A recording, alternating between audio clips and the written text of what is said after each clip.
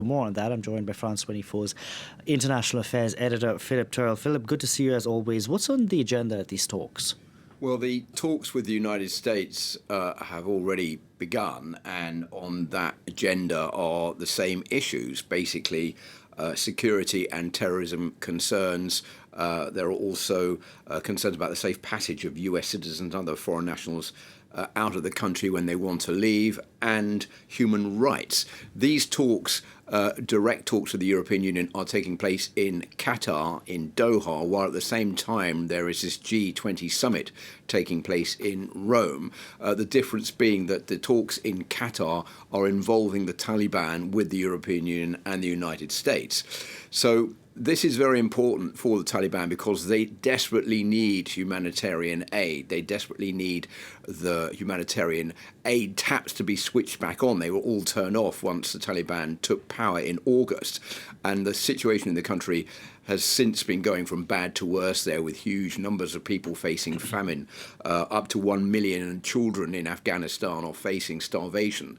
So what they really desperately want is for the international community to give them back the money that they were receiving, or Afghanistan was receiving, until the Taliban took power. That money was stopped on the 15th of August from the World Bank on one side and from the International Monetary Fund on the other. But at the same time, the Taliban has had words of warning for the United States, saying it will not accept meddling by the United States in internal affairs in Afghanistan, and also warning the United States not to try to upset the situation in Afghanistan by trying to move towards the overthrow of the Taliban government.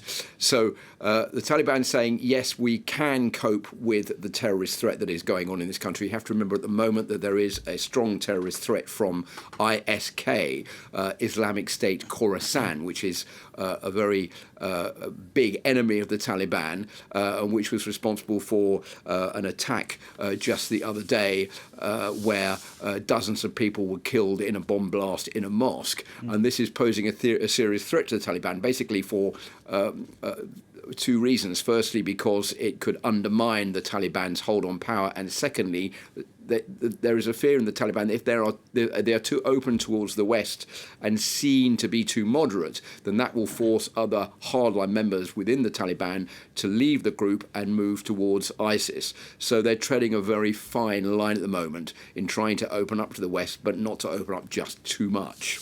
Philip, does the fact that the Europeans and the Americans are sitting down with the Taliban in Doha today mean that the Taliban has been recognized by the EU and the US? No, absolutely not. And I think this is one of the underlining factors. They're negotiating with them. Well, they are negotiating, and nobody would have ever believed this would be happening just a few months ago, because the Taliban weren't expected to come back to power.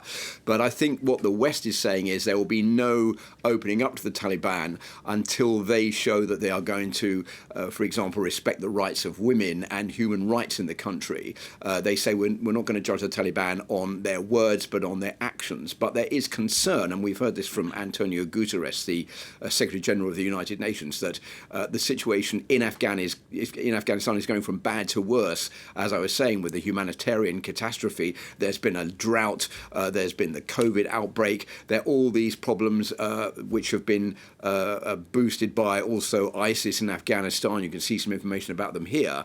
And so there is concern on the part of the international community that something has to be done to try to help the people in Afghanistan, but without recognizing the Taliban themselves, until the Taliban are more open about respecting the rights of women and respecting human rights in the country. We'll see how those discussions pan out today. Thank you very much for that, Philip Turle there.